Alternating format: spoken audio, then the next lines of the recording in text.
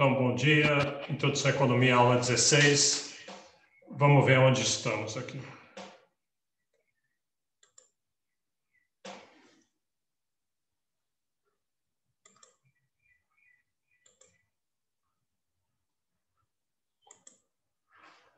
Aqui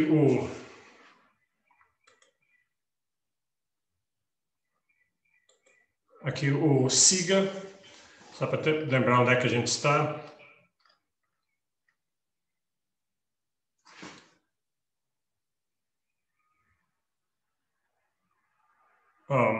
Aula 16. Está com um certo eco aqui. Bom, aula 16, a gente já viu nas aulas passadas a economia monetária e vimos também, começamos a ver inflação na aula passada. Então, vamos continuar daí. Vamos ver a inflação, vimos algumas teorias de inflação, mas ainda tem algumas outras questões, algumas teorias faltando, outras questões sobre o que você faz a respeito da inflação, por exemplo. E daí, dando tempo, a gente entra na parte de produtividade. Só mostrar uma mudança que eu fiz aqui. Nessa aula 17, estava marcado aqui o controle número 4. Mas eu achei que ainda está meio cedo, então eu botei o 4 está aqui, vai ser só lá em 9 de novembro, nessa aula aqui, de equilíbrio macro. E aí o último controle vai ser lá na aula sobre desigualdade, 30 de novembro. E daí logo em seguida acaba e tem a segunda prova. Então, esse é o plano aqui. Se alguém tiver alguma pergunta, alguma questão, pode fazer. Se não, vamos seguir adiante.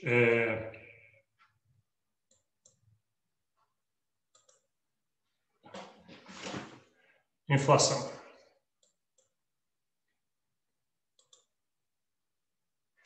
Vamos recapitular, só para o que a gente viu na aula passada sobre a inflação. O Brasil tem um histórico inflacionário muito grande, um dos países que teve uma das maiores hiperinflações. Isso faz parte da nossa história e marcou muito a cultura brasileira até.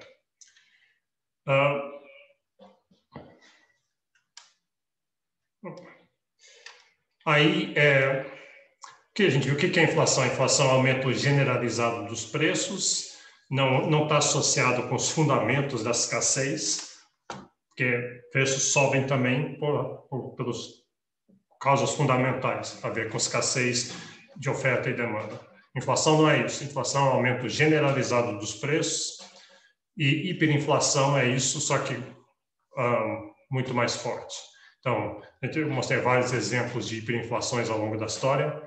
A Alemanha, hiperinflação tem esse tipo de coisa que, de repente, a moeda deixa de ter valor. Então, tem esse tipo de fenômeno aí. É tão valioso que é tão pouco valioso que se nem vale a pena se abaixar para pegar no chão. Vimos, então, vários exemplos de inflação em vários países tiveram. E aí, tá. A gente chegou aqui, inflação três teorias de inflação. Eu mencionei na aula passada, com o Brasil com tantos problemas de inflação, um dos grandes temas em economia é esse. Por quê? Por que tem essa inflação? O que causa ela? Qual a teoria que a gente tem sobre inflação? Tem essas quatro aqui, acho que a gente já viu as primeiras duas. Então, a inflação de demanda, que talvez seja a principal, ela acontece quando as pessoas têm uma demanda. Por que os preços estão subindo tanto? Porque as pessoas estão demandando produtos. Por que eles estão demandando produtos? Porque, de alguma forma, eles têm aumento de renda. E o que está por trás disso é essa ideia de que o governo está emitindo dinheiro demais. Então, é um problema do governo, é um problema de política monetária. O governo, por alguma razão, está emitindo muito dinheiro, então as pessoas estão recebendo esse dinheiro, a renda deles está subindo, hoje tem a percepção de que a renda está subindo, E aí, com oferta e demanda, isso significa um deslocamento da curva de demanda de tal forma que leva ao aumento de preços. Então, eu falei bastante na aula passada sobre essa ideia de o governo emitir dinheiro, que é quase irresistível fazer isso. Imagine se você tivesse esse poder de emitir dinheiro. Você estava o tempo todo fazendo isso.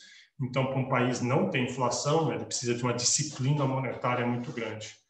E esse era o problema com o Brasil até 94. A partir de 94, o Brasil conseguiu essa disciplina monetária. A gente achava que não era algo que brasileiros conseguiam fazer, mas claro que é. E o jeito de conseguir isso é através das instituições, das regras do país. Você não pode depender dos indivíduos que estiverem conduzindo o país a qualquer momento do tempo, porque os políticos sempre vão ter um estímulo para querer emitir, para ganhar popularidade. Então,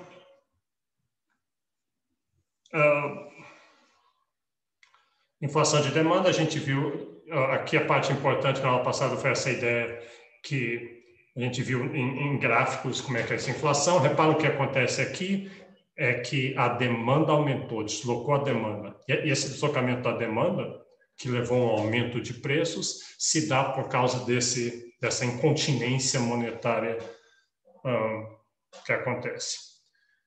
Quão grande vai ser o aumento de preços? Nós vimos que depende das elasticidades. Lembra que eu falei várias aulas atrás que qualquer coisa, sempre que alguém faz uma pergunta de economia, você pode coçar o queixo assim e falar depende das elasticidades. Então, se o governo perder controle da oferta monetária, qual vai ser o impacto disso na inflação? Isso vai gerar muito ou pouca inflação? Depende das elasticidades. Se a oferta for muito inelástica, se a economia não conseguir, de repente tem uma demanda muito grande por produtos, mas a economia já está produzindo perto do que ela consegue produzir. Então, não dá para aumentar a oferta para atender aquela demanda, o que tem que acontecer é aumento de preços. Então, com a oferta inelástica, a inflação vai ser grande. Com a oferta, aqui não está desenhado, mas imaginar se põe essa curva de oferta bem deitada, aí isso significa que a oferta é elástica, assim que há um aumento da demanda, a indústria tem capacidade ociosa, ela tem capacidade de aumentar turnos de produção, de importar e várias coisas assim. Então, o aumento de demanda é atendido com produtos e aí isso não leva a um aumento de preço. Então, isso é inflação de demanda.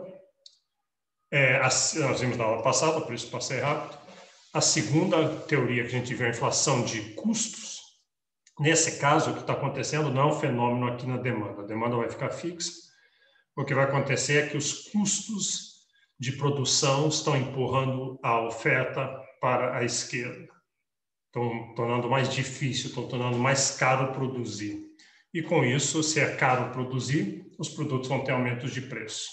Então, tem lá uma demanda pelos produtos e a indústria, a economia, os setores de serviços tentam responder a isso, mas eles têm muita dificuldade.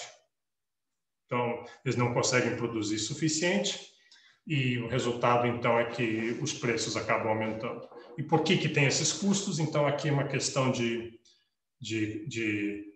pensa assim na produção, você tem que ter energia, você tem que ter petróleo, eletricidade, você tem que ter transporte, comunicação, você tem que contratar trabalhadores, tem que pagar impostos, tem toda a infraestrutura da cidade, a infraestrutura de serviços. Se nada disso está funcionando bem, se alguma dessas coisas não estão funcionando bem, você tem um custo adicional. Inclusive, no Brasil, a gente tem um nome disso, a gente chama de o custo Brasil. Quer dizer, uma mesma indústria produzindo no Brasil ou produzindo num país onde essas coisas funcionam bem, elas têm os mesmos custos, digamos, usam a mesma tecnologia, têm os mesmos custos, mas no Brasil você ainda tem que pagar um extra. Tem que pagar um extra porque as estradas são esburacadas, porque os portos são ineficientes, porque os trabalhadores não têm uma educação boa o suficiente, porque os impostos são muito altos, porque tem corrupção nos fiscais e em toda essa malha de fiscalização. Então, isso chama custo Brasil. Isso aumenta os custos. Aí, o produtor ele tem que repassar essas coisas para o consumidor. Então, os produtos ficam mais caros. Isso levaria à inflação de custos. O choque de petróleo foi um exemplo, talvez mais visível disso. De repente, inesperadamente, lá na década de 70, o petróleo sempre foi muito barato e, de repente, ficou muito caro. Os produtores de petróleo aumentaram os preços. Então, isso levou ao aumento de todos os preços, que tudo que você produz na economia levava petróleo, e aí gerou uma inflação. Na década de 70, gerou uma inflação, teve um grande impacto na economia mundial. Ok. Eu acho que foi aqui que nós paramos na aula passada, então vamos continuar. Um jeito de pensar essa inflação de custos é como o que chama assim de conflito distributivo. Então, pensa assim, tem trabalhadores na economia e tem os empresários, donos do capital, os empresários, e vários outros grupos, mas esses dois grupos, pode classificar nesses dois grupos, eles têm um conflito distributivo, cada um quer uma fatia maior da renda. Então, os trabalhadores querem maiores salários, os empresários querem maiores lucros, talvez o governo queira mais impostos e etc. Então, os trabalhadores querem maiores salários, e aí eles fazem greves e conseguem, nem todos, alguns trabalhadores sindicalizados, mais organizados, fazem greves, pressionam, e aí eles conseguem um aumento do salário sem o aumento correspondente da produtividade, porque o jeito que funciona salários é que se você se torna mais produtivo, então, e aí o seu salário tipicamente vai aumentar.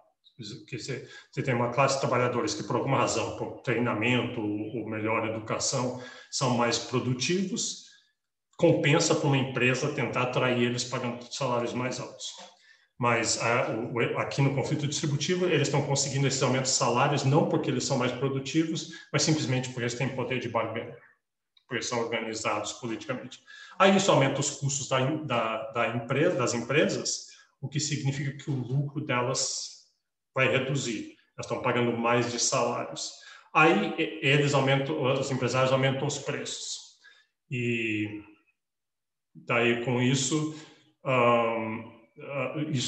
essas duas coisas juntas vão fazer gerar inflação, porque agora os preços subiram e isso gerou inflação. Como tem inflação, aquele salário que os trabalhadores receberam não vai valer mais tanto quanto valia, e aí eles vão pressionar por mais salários, os empresários pressionam por mais aumentos de preços, e aí fica essa espiral.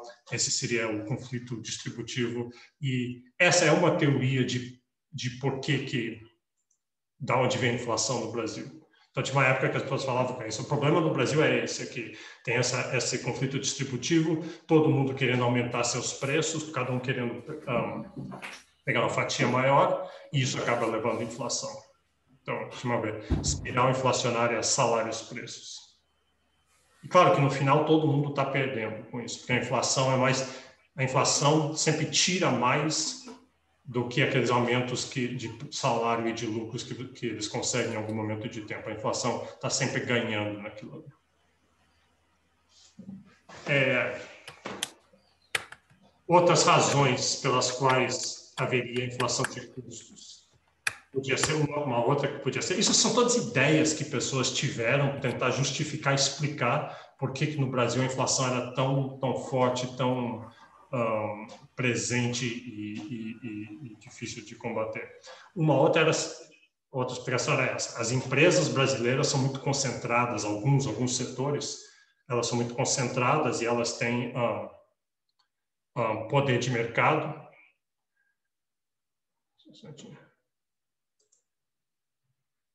Elas têm poder de mercado, então elas aumentam os preços. Elas são semi-monopolistas ou oligopolistas, então elas aumentam os preços. Daí a solução para isso seria o governo ter políticas de competição, né, para forçar a competição nas empresas. Outro problema que as pessoas sugeriram é que o salário mínimo, talvez uma política populista que existe é sempre aumentar o salário mínimo muito forte, assim, pega muito bem para um presidente falar, eu vou aumentar o salário mínimo acima dos aumentos reais, e aí isso geraria inflação, porque o salário mínimo acaba afetando todas as pensões e uma parcela muito grande da economia, e isso aumenta os custos das empresas. Então, essa é outra teoria que houve. Já se sugeriu que, de vez em quando, assim, lembra, um mês atrás, o arroz ficou caro, de repente o arroz ficou incrivelmente caro. Então, alguma coisa assim, uma quebra de safra, e aí o arroz, especialmente esses alimentos mais básicos, arroz, feijão, carne, leite, e aí isso pressiona a inflação, porque todo mundo come arroz, então o preço de arroz é uma parcela grande da cesta de consumo que eles usam para calcular a inflação. E outra seria, assim, no mercado internacional, o Brasil exporta muitos produtos, então digamos que de repente sobe o preço da soja, do leite, da carne, do suco de laranja, do algodão. Aí o Brasil vai começar a dizer, o Brasil produz essas coisas e parte ele exporta, parte é consumido dentro do Brasil. Se o preço internacional sobe, aí os produtores vão dizer, opa, eu vou exportar mais e vender menos no Brasil. O preço vai aumentar dessas coisas. Então, essa inflação pode vir de fora, essa demanda extra pelos produtos produzidos no Brasil, tornam eles mais caros no Brasil também. Então, tudo isso, todas essas coisas foram sugeridas, são mecanismos que podem aumentar os custos e gerar inflação via custos.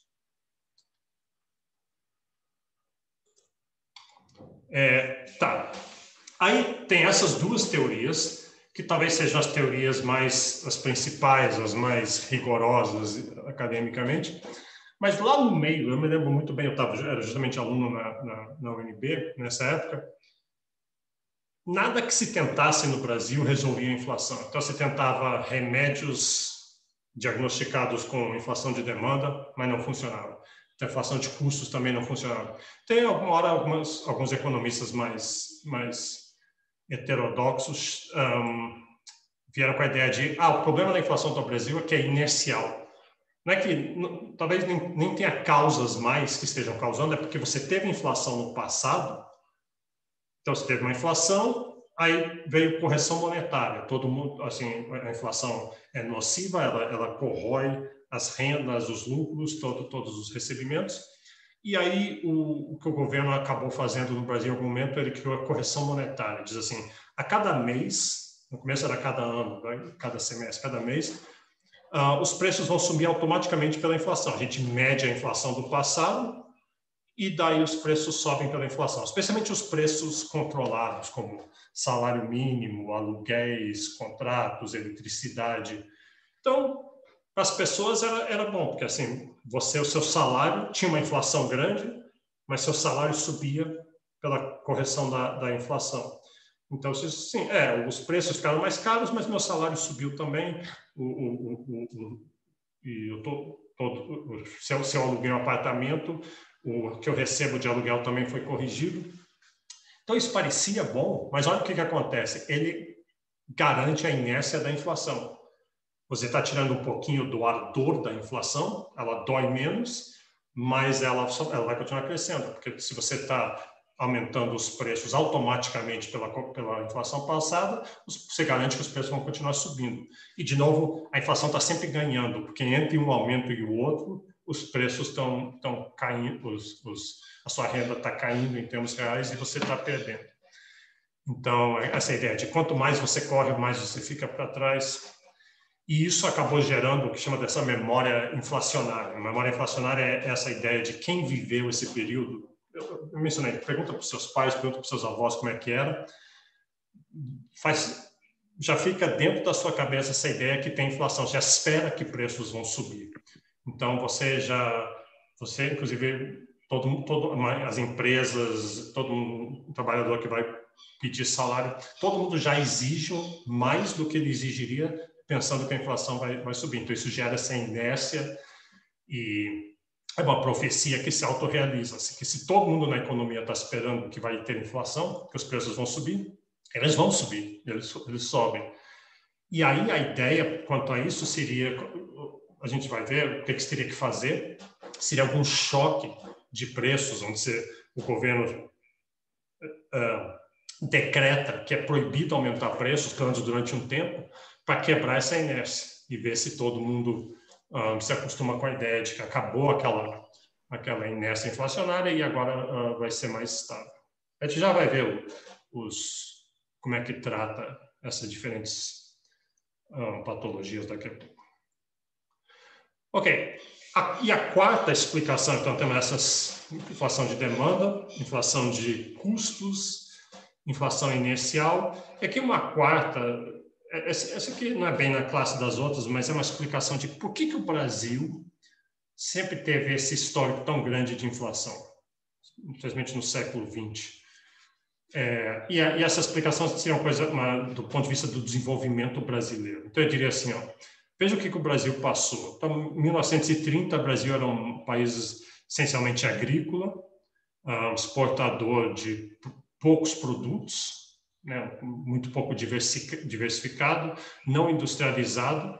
Mas, a partir de 1930, o Brasil passa por um monte de modificações muito fortes, muito estruturais na economia.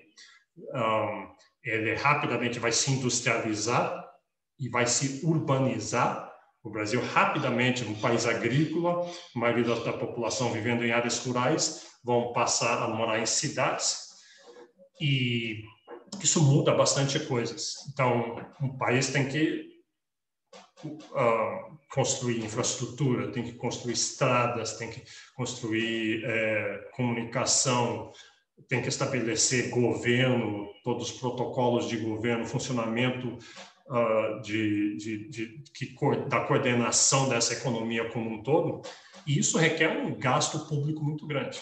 Né? Você construir estradas, infraestrutura, viadutos, hidrelétricas, portos, escolas e toda a infraestrutura burocrática para um país moderno requer muito investimento, muito gasto público. Então, o governo está tendo que gastar, construção de Brasília, esse tipo de coisa. E da onde que o governo vai tirar dinheiro para isso? Ele não, como a economia não é uma economia já produzindo fortemente, o governo não consegue arrecadar, ele não consegue cobrar impostos. Você tem a agricultura exportando aqueles poucos produtos, você tem um pouquinho de receita do governo ali, então acaba sendo inflacionário por isso. O governo, de certa forma, vai criar recursos, ele vai emitir dinheiro para poder investir. Como é que ele vai construir Brasília? De onde vai tirar dinheiro para construir Brasília? E ao fazer isso, então, há uma demanda muito grande por cimento, concreto, madeira e tratores e engenheiros e ferro, metal, eletricidade, todas essas coisas, a demanda para construir essa infraestrutura do país toda. Então, essas coisas vão ficar caras. Concreto vai ficar caro, madeira vai ficar caro, passagens de avião vão ficar caros. Então, isso seria inflacionário. Então, sob essa explicação aqui, boa parte dessa inflação histórica do Brasil se deve a isso. Um país crescendo, um país passando por mudança estrutural, esse processo naturalmente é inflacionário. Além disso, o Brasil optou por um protecionismo muito forte, substituição de importações. Esse foi o modelo de industrialização que o Brasil fez. Foi um modelo dizendo assim, nós vamos botar barreiras tarifárias na importação de produtos para dar uma vantagem para a indústria local, que é uma indústria que está começando, não consegue competir ainda. Então, ao fazer isso, os produtos importados ficaram mais caros, porque agora muitos produtos, e naquela época se importava, até hoje se importa gasolina, cimento, tecnologia, várias outras coisas. E se você está botando uma tarifa, elas estão para ficar mais caro, para proteger a indústria nacional, isso é inflacionário também. Essa seria essa explicação aqui. Então, eu não estou discutindo muito qual o mérito, quais são os furos na lógica de cada um desses. Cada uma dessas aqui tem vários problemas, não existe consenso sobre isso, as pessoas discutem muito, mas no final eu vou falar um pouquinho sobre isso. Aqui eu fiz questão de botar isso aqui é uma citação aqui que está na apostila sobre essas barreiras tarifárias. Então, deixa eu ver aqui. Cabe ainda notar que barreiras protecionistas que deveriam ser idealmente temporárias e decrescentes forçando as indústrias a se empenharem para diminuir o diferencial entre os preços internacionais e os preços internos, em certos casos costumam perpetuar-se, favorecendo assim a acomodação de produtores no berço esplêndido da proteção governamental que impedia a concorrência dos produtos importados. Então, a apostila está dizendo assim, ó, o Brasil adotou essa substituição de importações lá na década de 50, 60, 70 para gerar industrialização e funcionou, só que daí nunca conseguiu tirar esse protecionismo. Os empresários que receberam essa proteção, por receber proteção, ganharam dinheiro, ganharam lucros e ficaram politicamente poderosos, e lá eles conseguiram barrar a retirada do protecionismo, que era a intenção original nesse tipo de modelo. Ok. Então, deixa eu continuar aqui. Então, a gente ainda vai voltar e se perguntar se eu achar que é a inflação de demanda, o que a gente deve fazer? Se eu achar que é a inflação inicial, o que deve fazer? Quer dizer, quais são os remédios? Mas antes, a gente já viu as teorias, a origem dos problemas, é como se fosse um médico. A gente foi para um médico e aí a primeira coisa, o médico tem que ter uma teoria, um diagnóstico, né, a gente olhou os sintomas, a gente viu inflação muito alta. Daí o médico olhou, bem, eu vou olhar aqui no meu livro de medicina e eu tenho 4 hipóteses de que pode ser. Pode ser demanda, custos, inércia ou mudanças estruturais. E daí, agora vamos ver os efeitos, quais os problemas que isso causa para o paciente, e depois vamos ver as soluções, os remédios, né? Então, quais são os efeitos da inflação? Como eu falei na aula passada, e é importante reiterar isso, a inflação é incrivelmente perversa, uma das coisas mais perversas que tem. Mas você pode até achar que não, porque, sim, no dia a dia, aumentou um pouquinho, o preço do café aumentou 30 centavos, tanto faz, isso não me afeta, mas afeta, assim, é incrivelmente perverso. Vamos ver, por exemplo. Então, distribuição de renda. O Brasil já é um dos países mais concentrados, renda mais concentradas do mundo, e a inflação piora isso. A inflação, ela redistribui, por quê? Porque os ricos, quem tem mais dinheiro, tem como se proteger da inflação. Você pega seu dinheiro, você põe num banco e lá você põe numa aplicação que tenha correção monetária, por exemplo. Então, você compra dólar, você manda o dinheiro para o exterior, você compra imóveis, alguma coisa assim para se proteger da inflação. O pessoa que recebe o salário mínimo recebeu ali R$1.000 e se a inflação for relativamente alta, esses R$1.000 do dia a dia estão valendo menos. A cesta básica que ele vai comprar está subindo de preço e ele não tem como comprar dólar ou fazer nada para se proteger. Deixa eu mostrar. Aqui está um exemplo. Já volto para aquela lista lá, mas aqui está um exemplo. Esse é o salário mínimo. Então, o salário mínimo, você sabe que ele aumenta sempre no dia 1 de janeiro. Ultimamente tem sido assim nas últimas décadas. Então, aqui está o valor real do salário mínimo. O valor nominal do salário mínimo é uma linha reta durante o ano, aí sobe, aí uma linha reta e sobe. Mas aqui está vendo que tem uma descida aqui. Então, no dia 1 de janeiro de 2011, o salário mínimo foi colocado aqui mais ou menos, sei lá, R$608, R$605. E aí, nominalmente, vai ficar nesse valor até durante esse ano inteiro de 2011. Mas como tem uma inflação, o valor real está caindo. Então, você vê o que valia 605 no começo do ano, no dia 31 de dezembro, está valendo aqui 580. Então, e esse é um período de pouca inflação. Vocês pegam aqueles períodos hiperinflacionários, essa diagonal é fortemente para baixo, assim. Na verdade, é tão para baixo que eles tinham que ter correção monetária para reajustar de um mês para o outro. Esses degraus eram de um mês para o outro. E aí tem um aumento do salário mínimo, um aumento nominal aqui, aí agora passou para 660 e pouco, e assim por diante. Então, quem recebe o salário mínimo são as pessoas mais pobres, então a inflação está abocanhando parte da renda deles, por isso que os mais pobres pagam, e a gente pode chamar isso de imposto inflacionário. Ele funciona através dos preços aumentando, mas é como se o governo, se os preços não aumentassem, mas vem alguém e cobra esse imposto. Você tem que me pagar um tanto aqui todo mês. Tá. Outro problema, o efeito da inflação, é que quando a inflação é muito grande, ninguém sabe quanto que vale a moeda mais. Você vai numa loja, você não sabe, se você vê o preço de uma coisa, você não sabe se é caro ou não. Na verdade, você acha tudo caro, porque você não sabe quanto que a inflação subiu, então você sabe sua renda. Meu salário é tanto, então isso cria um problema muito grande, as pessoas comprando coisas sem você saber o valor do dinheiro, é problemático, tomando um monte de decisões erradas. Com isso, os preços relativos não trazem muita informação e a alocação de recursos vai ser ineficiente. Tanto o governo como outros, você acaba gastando demais em uma área do que outra, e isso gera todos os tipos de problema. Isso tem impactos no balanço de pagamento, porque a inflação afeta o câmbio também,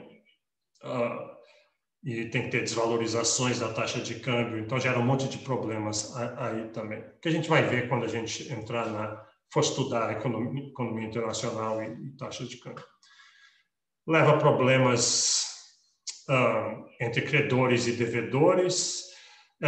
Quer ver um exemplo dessa alocação de recursos? Muitas pessoas, durante a época de inflação, tinham assim, um apartamento vazio. Assim, eu só vou usar isso daqui a 3 anos, então eu vou alugar enquanto isso. Então, seria bom, melhor do que deixar um apartamento fechado, é melhor para a sociedade que ele esteja sendo usado. Mas aí, com inflação, a pessoa pode dizer assim, não, mas se eu alugar, aí tem um contrato e o contrato não me permite reajustar, tem problemas de saber quanto botar. Então, muita gente opta, é muito complicado. Com inflação, fica muito difícil fazer essas transações intertemporais que atravessam grandes períodos de tempo. Então, é melhor eu vou deixar o apartamento fechado, não vou usar. Então, tem todos esses problemas de expectativas, as pessoas sabendo que tem inflação, sabendo que elas vão tender a perder, qualquer contrato que fizer, você vai perder. Muita gente não vai fazer investimentos, muitas firmas não vão investir, elas vão ficar pessimistas sobre o funcionamento da economia, sobre as perspectivas. Então, tudo isso é ruim para a economia. Então, isso gera falta de investimento, falta de inovação. Tem esse imposto inflacionário, aquilo que eu falei, que como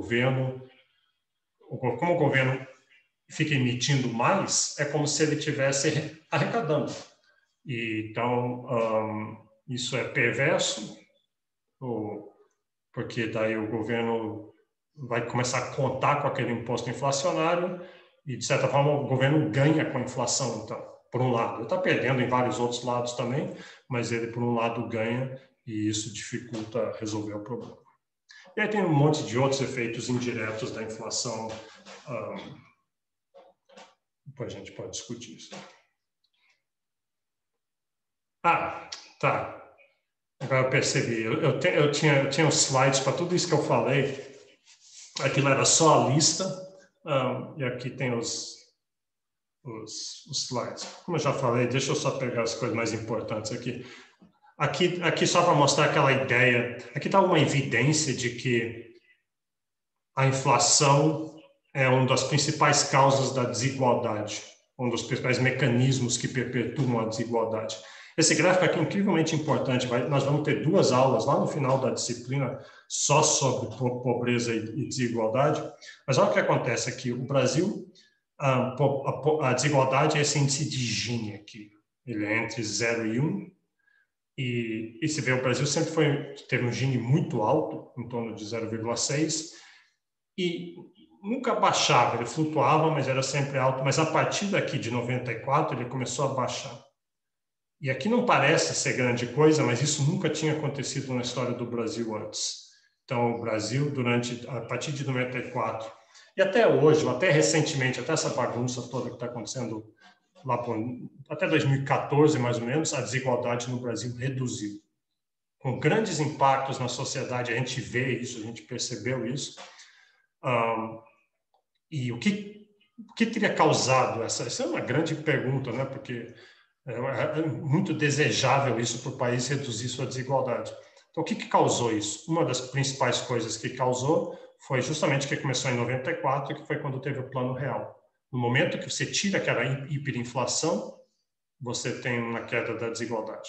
Não foi só isso, teve outras coisas, a gente vai ver mais para frente, Bolsa Família, e teve outras políticas, mas o fim da inflação tirou aquele imposto inflacionário e que gerava essa desigualdade. E pobreza também se vê ligado a isso, a pobreza caindo, inflação causa pobreza. Aqui os padrão de valores alternativos, quando a inflação é muito grande, você passa a usar dólar, as pessoas não querem segurar a moeda local, né? Na época do cruzeiro era assim, do cruzado. Ou, em último caso, você vai até parar de usar a moeda e voltar a escambo, que é altamente ineficiente. Preços relativos, também, eu já mencionei tudo isso, mas né, preços são informação. Preços dizem para você se as coisas são escassas ou não, se são abundantes. A inflação está distorcendo aquilo ali. Por exemplo, pense a conta d'água. A conta d'água é cara, isso diz para você que a água é escasso e faz com que você use menos água e faz com que outras pessoas busquem fontes novas de água. Então, tudo isso é desejável. A escassez está sendo informada à economia via preços, isso está gerando mudança das escolhas na direção correta para economizar e gerar mais água. Quando você tem inflação, muitas vezes você não sabe se a água está cara ou não está cara, porque os preços relativos estão todos mascarados pela inflação, e aí você pode acabar gastando mais água ou não tem aquele incentivo de economizar ou de produzir mais. E eu botei embaixo, isso parece bobagem, isso não é tão importante. Não é um problema trivial. Preços transmitindo informação é a essência de como funciona uma economia. Se você põe barulho nessa informação, você está jogando areia no funcionamento do maquinário e a máquina não funciona tão bem. Inflação, impacto no balanço de pagamentos.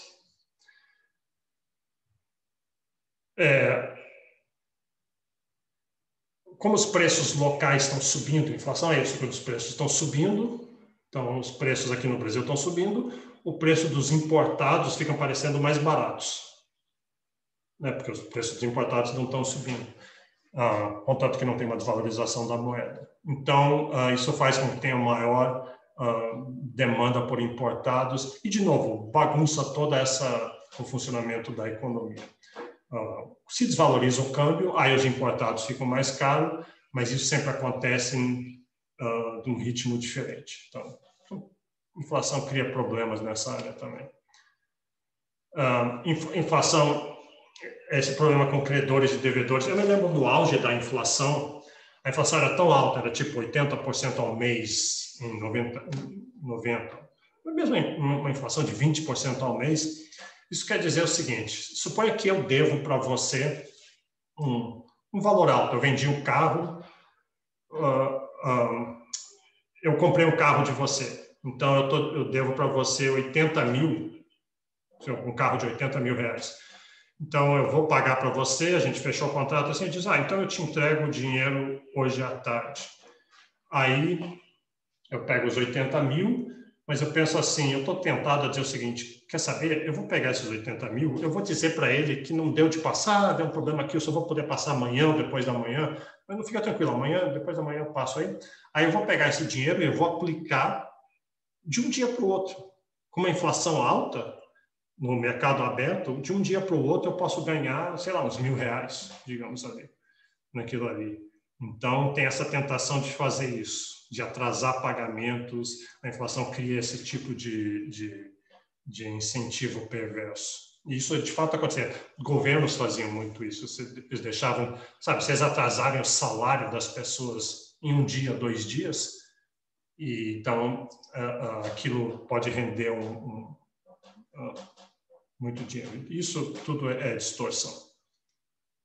Expectativas, eu já mencionei, essa insegurança que reduz o investimento. E o imposto inflacionário, o governo sempre querendo emitir mais, pagar as despesas com emissões, isso perpetua a inflação. E aí, alguns exemplos desses efeitos indiretos. Um efeito indireto que chama é o custo sola de sapato. Então, o custo sola de sapato pode parecer uma bobagem, mas assim, essencialmente ele torna a vida diária das pessoas pior. Então, você vai fazer uma coisa tão simples como sair e fazer umas compras. Eu tenho uma lista aqui com 15 produtos que eu quero comprar. Em vez de simplesmente ir no supermercado e comprar, você talvez vai dizer só, em um supermercado o arroz está caro, mas no outro o arroz está bem barato, porque ele não reajustou ainda essa semana. Então, eu vou comprar uns 3 produtos nesse supermercado, daí vou para outro, depois vou para outro, e vou para outro, sabe? Estou andando por aí buscando preços mais baratos, que compensa, às vezes, dependendo de quanto você vai comprar, mas isso é um custo. Então, isso está tornando uma coisa tão simples como fazer uma compra semanal, está tornando isso num processo complicado. E pensa no supermercado. Os supermercados têm que reajustar preço. Hoje em dia, tem essas barras e códigos. Naquela época, cada produto, e você vê isso até hoje, cada produto tinha que ser etiquetazinha. Então, eles tinham preço. Às vezes, quando reajustava o preço dos produtos de um dia para o outro, então, imagine, tem uma prateleira cheia tem 2.000 latas de sopa. E aí tem que ter um pobre infeliz que todo dia de manhã vai ter que ir lá com a maquininha botar a etiqueta, uma nova etiqueta em cima, porque foi reajustado aquele preço em 50 centavos. Além disso, um outro problema, os impostos. Como o governo perde com a inflação nos impostos. Porque os impostos geralmente estão fixos e as pessoas vão pagar os impostos, mas aí, antes do governo botar a mão naquele dinheiro, a inflação já fez aquilo valer menos. Então, isso é perverso também. Tem a noção também de deflação. Tem inflação, que é mais comum, mas tem deflação. Eu botei isso em inglês, eu achei isso na internet, sabe? Deflação é uma queda generalizada dos preços. Não é tão comum, se bem que recentemente nós vimos um pouco de deflação. Nós estamos passando um período estranho, juros muito baixos, inflação muito baixa e alguns bens deflação. Então, o que seria uma deflação? Então, suponha aqui que tem a economia está numa crise, que nós estamos agora, alguma coisa assim, e aí tem muitos produtos, tem uma sobre-oferta de produtos, foi produzido mais do que a demanda por elas, então os supermercados, as lojas, as feiras vão reduzir preços. Repolhos não estão saindo, tem um excesso de repolhos, vão reduzir os preços. Só que está acontecendo com todos os produtos, então eles começam a cair. Com isso, existe a deflação. Com a deflação, daí as empresas como estão vendendo menos, vão contratar menos, vão investir menos, vão despedir pessoas, vai gerar desemprego, tem menos gente com salário, com renda, menos gente comprando, então vai ter mais um excesso de oferta e a espiral continua por aí. Então, você podia pensar assim, mas deflação é ótimo. O Japão, por exemplo, está vivendo uma deflação já de mais de 10, 15 anos. A economia deles, os preços vêm caindo. Poxa, como seria bom? Porque, olha porque é bom. Porque você quer comprar uma coisa, você diz assim, se eu esperar uma semana, os preços vão cair. Então, devia ser bom isso. Só que, eu botei esse quadrinho aqui, assim, inflação claramente faz seu cabelo ficar em pé, porque você foi comprar, você viu que os preços subiram, então, é como se sua renda não é mais o que você achava. Mas deflação, o cara está sendo despedido, botou o cabelo dele em pé também. Ele perdeu o emprego dele. Deflação gera dor e problemas também. Muitas vezes deflação é um sinal de uma economia que não tem atividade o suficiente. Então, tá bom. Então, aí, finalmente, nós chegamos nas terapêuticas, né? Do qual remédio. Se a gente tiver um consenso de qual das 4 teorias está causando inflação, o que a gente faz? Então, vamos lá. Então, como recomendação de política. Então, se a gente achar que a inflação é inflação de demanda, bom, a inflação de demanda, lembra o que ela é? É uma incontinência monetária do governo. O governo está criando muita moeda, tanto por imprimir, mas especialmente aquele R que a gente viu na aula de economia monetária, dos encaixes nos bancos, ele está mantendo os juros por alguma razão baixo demais, então está barato pegar dinheiro emprestado, então tem muito dinheiro na economia, está deslocando a curva de demanda para cima, e a oferta é inelástica, não pode responder. Se for isso que está acontecendo, bom, então o governo tem que emitir menos. Simples. Né? Só que simples falar é muito difícil fazer, porque o governo tem várias pressões para fazer isso, e depende, tem eleições para ganhar, tem todo um conflito ali pressionando o governo. Então, ele pode emitir menos, aumentar o R, aumentar aquela taxa de encaixes dos bancos, lembra dos 20% no exemplo que eu dei, aumenta para 50%. Cada depósito de R$1.000 que os bancos recebem, agora eles têm que manter 500 lá depositado. Então, isso reduz o quanto que os bancos multiplicador, quanto que eles podem criar. A mesma coisa com empréstimo entre bancos, os governos podem afetar isso. Aumentar a taxa de juros, isso é muito fácil o governo fazer.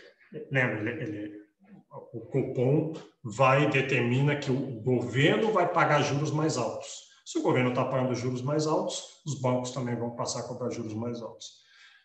E reduzir gastos governamentais. O governo é um dos maiores compradores. Se o problema é um excesso de demanda, o governo é um dos compradores, né? O governo contrata muitos trabalhadores, então afeta salários, energia, o governo que faz infraestrutura e tudo isso. Então, se o governo gastar menos, vai sobrar produtos, como se a curva de demanda volta para baixo. Só que falar isso é fácil, mas uma das coisas mais difíceis do mundo, uma das coisas mais difíceis no Brasil é isso, é o governo reduzir gastos. Porque se ele reduzir gastos, não seria bom se o governo reduzisse os gastos, você diz isso, mas isso quer dizer que a UNB vai receber menos dinheiro, os alunos vão receber menos dinheiro, os professores, os sindicalistas, os banqueiros, os caminhoneiros, todo mundo na economia vai ser afetado por isso e vai reclamar, vai gritar, vai criticar o governo, vai dizer que vai votar contra. Então, governos não gostam de jeito nenhum de reduzir gastos. E aumentar impostos é outro jeito. Se vocês não conseguem reduzir gastos, então aumenta os impostos, você vai ter receita para pagar. Ao aumentar impostos, está reduzindo a demanda da economia. Então, esses seriam soluções, remédios, e parece fácil, mas não é fácil fazer. Por exemplo, o governo aumentar a taxa de juros, presta atenção à próxima vez que tiver reunião do Copom e o governo aumentar a taxa de juros assim, 0,25%, veja a gritaria que existe. Assim, os empresários, a Fiesp, vários partidos políticos vão imediatamente para a televisão e criticar aquilo ali, dizer que está errado, que o governo está matando a economia, está asfixiando e que isso vai afetar o trabalhador, vai afetar o povo. Então, é muito complicado politicamente essas soluções aqui. E o que a gente precisa justamente é um país que tenha as regras, as instituições, freios e contrapesos, o Estado de Direito, que gere os incentivos e os constrangimentos que façam com que o governo faça essas coisas, né? Que o governo, mesmo o governo não querendo, no fundo, que os incentivos para ele e os constrangimentos são tais que ele vai emitir menos, que ele vai ser cuidadoso com a taxa de juros, que ele vai ser conservador com o redesconto bancário, que ele vai ser disciplinado com os gastos fiscais e cuidadoso com os impostos. Se, por outro lado, o problema é a inflação de custos, então não é um problema de demanda, é um problema de custos, de certa forma, uma coisa é reduzir salários, o salário mínimo. Se o salário mínimo está subindo muito rápido, acima da produtividade, teria que reduzir isso. Mas, de novo, muito difícil fazer, porque não, é nem um pouquinho popular fazer esse tipo de coisa. Se o problema é que as empresas têm muito poder de mercado, são muito concentradas, o governo tem que entrar e forçar a competição em cima das empresas. Não permitir que elas tenham esse conluio. E aí a própria competição já tem um efeito de reduzir os preços. Se o problema, por exemplo, é petróleo, épocas que o Brasil via o preço do petróleo não para de subir, isso alimenta a inflação, aí substituir petróleo. E o Brasil fez isso. Todo o programa do álcool no Brasil, que começou lá na década de 70, foi uma tentativa de fazer isso. Quer ver outra tentativa? Trigo. O Brasil nunca foi um grande produtor de trigo, sempre teve que importar trigo. E aí tinha uma época, eu me lembro, que havia uma campanha para as pessoas pararem de comer pãozinho normal e comer pão de milho. E isso iria ajudar a resolver a inflação no Brasil, porque milho é produzido dentro do Brasil, a gente pode atender essa demanda, não precisa importar, o fato de ter que importar seria ruim para a balança comercial. Então, esse tipo de políticas, se você acha que a inflação de custos é o principal problema, então esse tipo de solução pode ajudar. Outra coisa é melhorar a infraestrutura e ambiente de negócios. O que isso aí quer dizer é o seguinte, é que por que os custos são altos? Por que não tem eletricidade? Por que não tem transporte? Se o preço dessas coisas são altas, isso quer dizer que compensaria para uma firma nova entrar no mercado, achar um jeito melhor de vender energia, um jeito melhor de vender transporte, um jeito melhor de arrumar trabalhadores bem treinados, produtivos, porque o preço é alto, então daria para fazer isso. Mas se o ambiente de negócios não é bom, esses empresários, eles veem a oportunidade, às vezes empresários estrangeiros, às vezes empresários locais, eles veem a oportunidade, mas dizem, eu não vou investir, porque aqui tem corrupção, aqui tem o judiciário não é imparcial, o judiciário é muito demorado, tem todos os problemas da burocracia do governo, então não vou investir. E aí, eles não investindo, os custos continuam altos. Então, uma sugestão que está aí é essa de melhorar o ambiente de negócios, e aí sempre que tiver algum custo muito alto, digamos assim, os portos no Brasil são uma fonte de inflação, porque os portos são ineficientes, tem poucos portos, então iria surgir alguém e dizer, então tem uma excelente oportunidade para investir em portos, eu vou criar um porto novo aqui, e eu vou ser eficiente, e aí eu vou ganhar todos esses negócios. Mas precisa ter esse ambiente de negócios funcionando bem. E se a inflação é inercial, não é nem oferta nem demanda, é simplesmente um caminhão descendo a ladeira.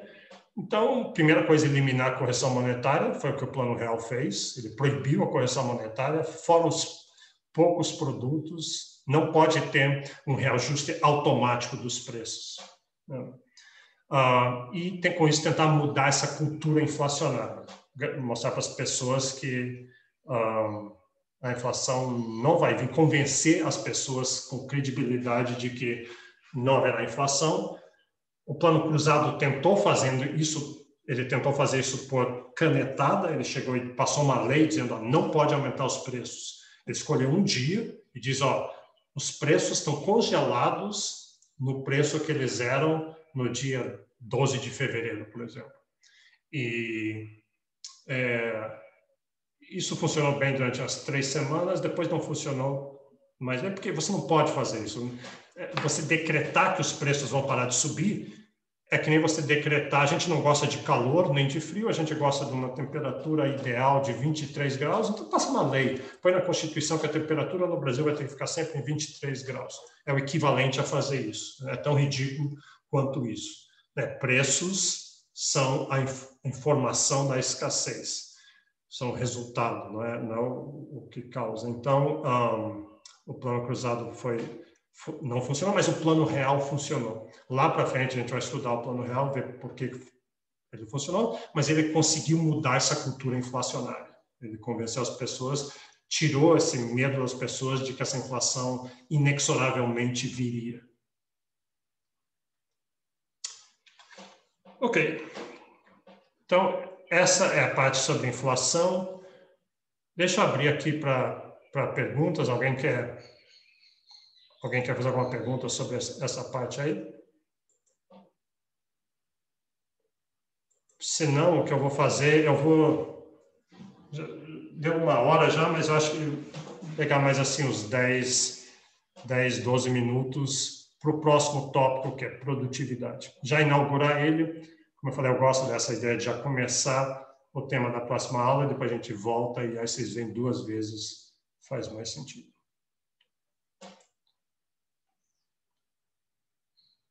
Vamos deixar achar aqui.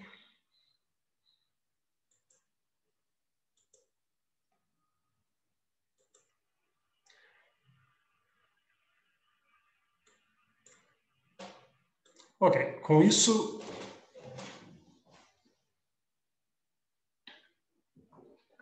nós completamos já a parte economia monetária e inflação. E a parte de hoje vai ser essa aqui de produção e crescimento econômico. Então, produção e crescimento econômico e essas outras coisas, poupança, investimento, todas macroeconomia keynesiana vem depois. Então, o que a gente quer ver agora é a ideia de crescimento. A gente quer que economias cresçam ao longo do tempo. E os últimos 200 anos a gente viu crescimentos miraculosos em alguns países, mas todos os países em geral cresceram. Então, existe essa possibilidade de crescimento econômico e crescimento econômico a longo prazo. Existe o crescimento a curto prazo, países sobem e descem. Você tem conjunturas e tem recessões, mas a gente está pensando nessa tendência geral. Daqui a pouco eu tenho os gráficos, vamos olhar os dados. Então, é uma visão de longo prazo, abstrair dessas oscilações conjunturais. Então, a gente quer ver a taxa de PIB real e, com ela, algumas outras variáveis que vão estar associadas, tipo juros real. Então, a primeira delas aqui, a ideia de poupança. O que é poupança?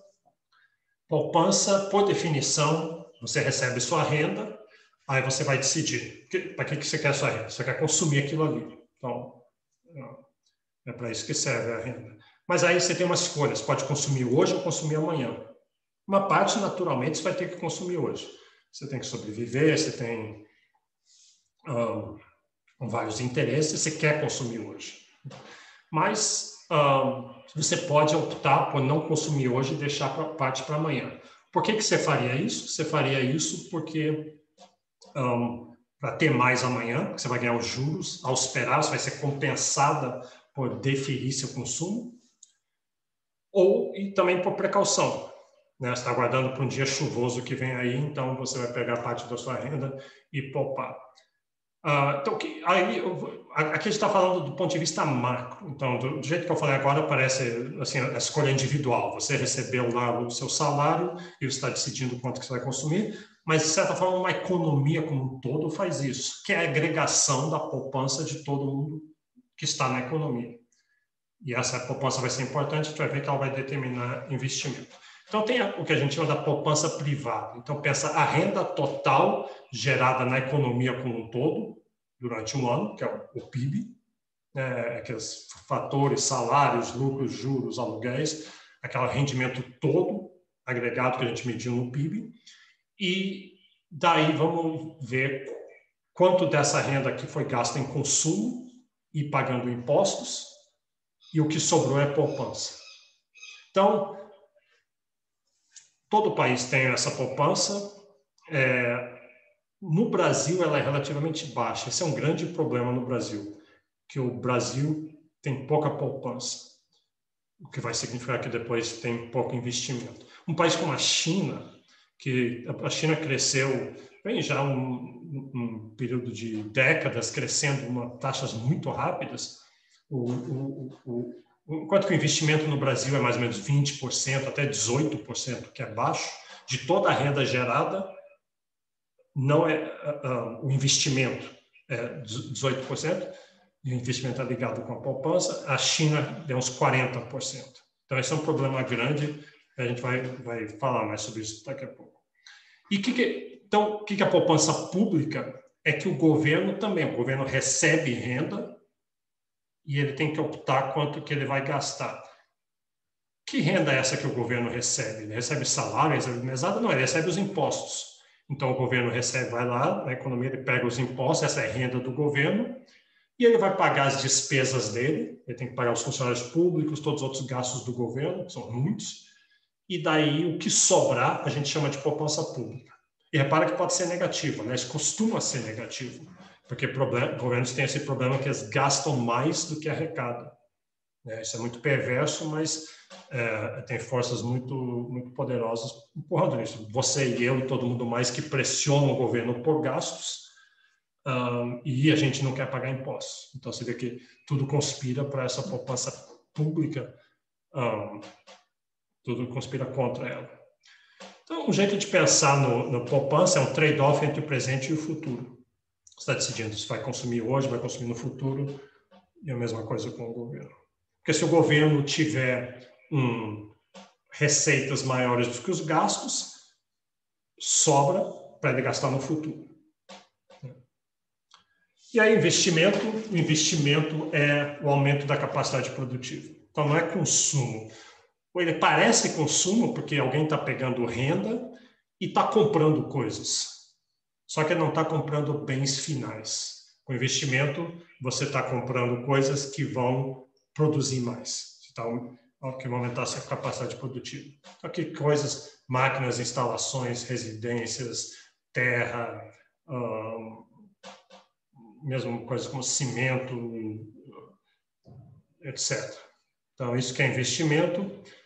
E por que você vai investir? Você vai investir justamente para poder consumir mais no futuro. No fundo, no final das contas, a ideia é sempre consumir.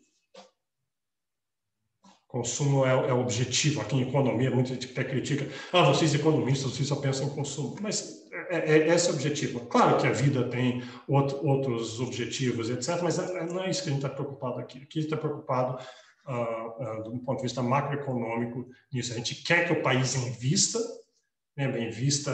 Investir dói, de certa forma, porque você não está ganhando de consumir agora, mas por que você vai fazer isso? Para poder consumir mais no futuro.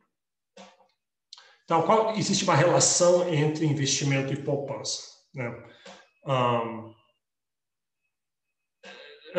Pode ter que os termos são usados de maneira confusa muitas vezes, porque eles são, de certa forma, lados diferentes da mesma moeda. Porque para investimento acontecer, tem que ter havido uma poupança. Se tinha uma renda, se essa renda é toda consumida com bens finais, poupança é zero, e se poupança foi zero, não pode ter investimento. Para ter investimento, alguém em algum lugar, a gente já vai dizer quais são as alternativas, mas alguém em algum lugar tem que ter não consumido em algum momento, poupado, para que esse poder de compra que foi poupado possa ser pego e virar investimento. Às vezes não é a própria pessoa que poupou, geralmente não é a própria pessoa que poupou que vai investir.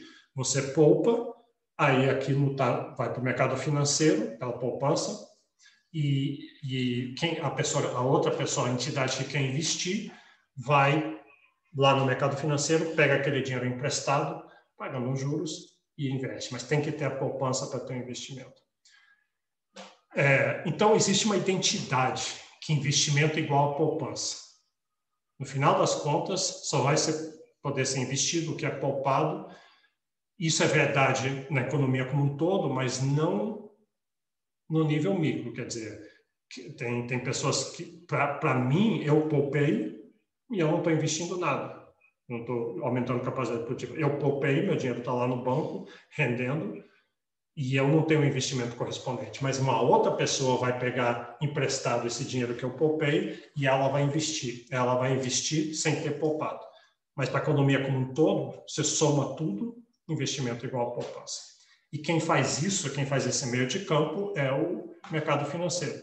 Por isso é muito importante ter no mercado financeiro. Uma das principais funções do mercado financeiro é captar essas poupanças dispersas capilarmente pela economia, embaixo dos colchões de todas as velhinhas do Brasil e todas as outras poupanças existentes, agrega aquilo ali no sistema financeiro, pagando juros para essas velhinhas, para essas pessoas, e depois empresta esse dinheiro para outras pessoas investirem.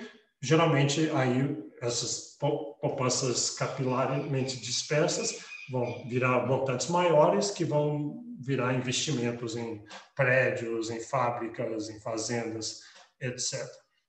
Aí muitos de vocês estão pensando, não, mas o mercado financeiro é malvado, ele é a causa de tudo que é ruim no mundo. Sim, em alguns casos foi, mas ainda não é a ideia, não é a concepção de um mercado financeiro, é aquela realização. Tem mercado, se não tiver competição no mercado financeiro, aí os juros que ele paga para quem poupou é muito baixo e o juro que eles cobram dos investidores, dos empresários é muito alto e o mercado financeiro está, de fato, ali abocanhando um pedaço muito grande, mas o problema não é o mercado financeiro em si, é não ter competição suficiente ali no mercado financeiro. Então, o mercado financeiro é importante, é necessário que exista e que esteja funcionando muito bem e necessariamente tem que ter uma regulação do governo em cima para garantir esse funcionamento e evitar esses tipos de problemas que já se observou em várias situações. Então, só para acabar, vamos botar isso aqui em forma da nossa velha equação, nossa identidade ali. Lembra o Y igual a C mais I mais G mais X menos M. Lembra que eu falei que todos vocês vão ter que tatuar isso aqui no braço até o final da disciplina. Vai valer nota para a prova. Estou brincando, não, eu falo isso de brincadeira, um dia alguém vai fazer isso e eu vou me sentir culpado. Então, lembra o que é? Y é o PIB, é a renda total da economia, a gente tem aquelas 3 óticas pela qual se pode medir isso, mas vamos dizer, é a renda total da economia, e por definição, essa renda é tudo que é consumido, tudo que é investido, todos os gastos do governo, tudo que é produzido para exportar, menos o que não foi produzido no Brasil, por isso nós não vamos contar. E aqui, para simplificar, deixa eu tirar o X menos M. Daqui a umas 3 aulas nós vamos para a economia aberta, que chama. Por enquanto, vamos abstrair. Então, a economia fechada está aqui. Y igual a C mais I mais G. Então, toda a renda que existe vai ser gasta de uma forma ou de outra. Por quem? Pelas pessoas, famílias, empresas que vão gastar para consumir, pelas pessoas, famílias, empresas que vão gastar para investir e pelo governo também que vai gastar para investir. E agora eu vou só manipular isso aqui. Eu vou trazer o I para o outro lado aqui e o Y para esse lado. Então, eu tenho investimento igual a renda total da economia, menos o que foi consumido, menos o que foi gasto pelo governo. Então, renda menos consumo, menos o consumo do governo, é poupança, né? É renda menos o consumo. G é C, só que é o consumo do governo. Então, renda menos consumo é poupança. Então, investimento igual a poupança. Essa é a primeira identidade. Mas vamos só manipular um pouquinho mais para introduzir a ideia. Eu quero separar essa poupança em poupança pública e do governo. Eu vou pegar essa fórmula aqui e eu vou subtrair, subtrair do lado de cá, eu vou somar T e subtrair T do lado de cá. Se eu estou somando T e subtraindo T, eu estou somando zero. Então, eu não estou mudando nada matematicamente. Então, está vendo esse menos T aqui e esse mais T, eles se cancelam. Então, eu não mudei nada, mas aí eu posso agrupar Y igual a T menos C. E aqui, então, o que é Y menos T menos C? Y é minha renda, renda total da economia, menos o que a economia pagou em impostos, menos o que ela consumiu. Então, eu vou chamar isso de poupança privada, essa poupança das pessoas, das empresas. E aqui está T, que é a arrecadação do governo, é o que o governo recebeu, é como se fosse a renda do governo, menos G, que é o gasto do governo. Então, T menos G é poupança pública. Então, poupança total, essa poupança total é poupança privada mais poupança pública. Então, investimento igual a poupança privada e poupança pública. Tem que ter alguém poupando, seja o setor privado ou o governo, se é para ter investimento. Tá? Se não há essa poupança, não há investimento numa economia fechada. Então, daí você vê que esse é um dos problemas do Brasil, que eu falei, o Brasil tem muito pouco investimento. Para um país no estágio de desenvolvimento do Brasil, e ainda mais um país como o Brasil, que tem muitas oportunidades de investimento. Mas é um dos países que mais tem oportunidade, é um país muito grande, muito diverso, muitas pessoas, com economias de escala e todas essas coisas, tem muitas oportunidades de investimento, então tem uma carência muito grande de poupança. Esse investimento está querendo ir para frente, está querendo acontecer. Só que historicamente, o Brasil tem pouca poupança. Como é que a gente sabe disso? Porque os juros é muito alto. Os juros é como se fosse o preço da poupança. Então, tem esse problema no Brasil e isso atrasa o desenvolvimento do Brasil, porque sem esse investimento, o Brasil não está... a capacidade produtiva no futuro vai ser menor do que poderia ser.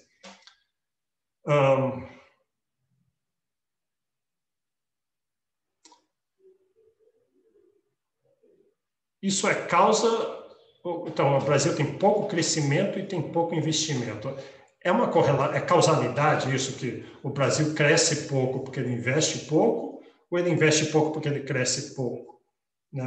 As duas coisas estão acontecendo ali. Então, tem um problema difícil de você separar uma coisa tá gerando a outra. Só para acabar, deixa eu botar um gráfico, vamos ver assim, a variedade de investimento nos países. Vamos ver essa relação aqui. Então, aqui você tem investimento, você tem a China aqui investindo 40%. Que ano? Esse aqui é de 2007 a 2010. Então, na média, nesses anos, a China investia 40%. Pensa o que é isso, 40%. Imagine a sua renda, se você tivesse, nos 10 anos passados, pego 40% da sua renda, quase metade da sua renda, e guardado, investido ela. Né? Então, por isso que a China cresce tanto, em parte, por isso que a China tem quase que uma cidade nova sendo fundada a cada 2, 3 semanas, e todas essas coisas que a gente vê na televisão da China. Ainda é um país muito pobre, mas em certas áreas você vê esse crescimento.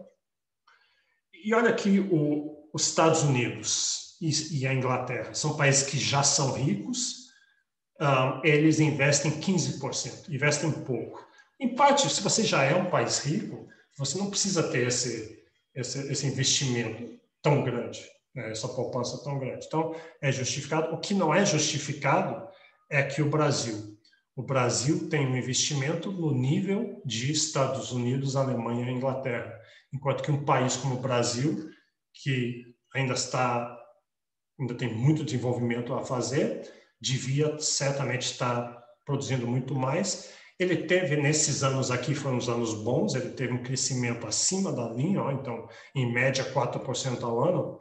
Os velhos bons tempos. Quem nos dera isso aqui hoje em dia, né? Mas a gente está negativo. Esse ano vai ser fortemente negativo pela crise, mas menos antes da Covid, o crescimento brasileiro foi negativo nos 2 ou 3 anos passados, ou muito negativo ou muito baixo. Então, aqui você vê essa relação, e boa parte disso é porque o Brasil, por que o Brasil tem investimento tão baixo, essa dificuldade de poupança. E depois a gente vai diagnosticar, então, por que tem pouca poupança, etc. Olha a Índia aqui. A Índia, que nem a China, um investimento monstruoso aqui. A gente tem mais de 30%. Tá. Eu acho que eu vou parar aqui hoje. Isso foi só para introduzir essa parte de poupança, investimento e crescimento. Na próxima aula a gente continua isso. Deixa eu perguntar novamente se alguém tem alguma pergunta sobre isso, alguma dúvida.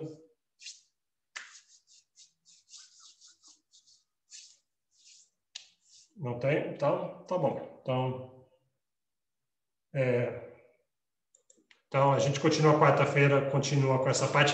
Não tem controle quarta-feira. Estava marcado anteriormente, mas eu resolvi adiar um pouquinho. A gente está muito próximo da prova.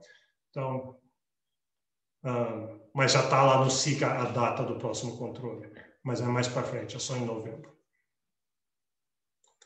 Então, tchau para todos.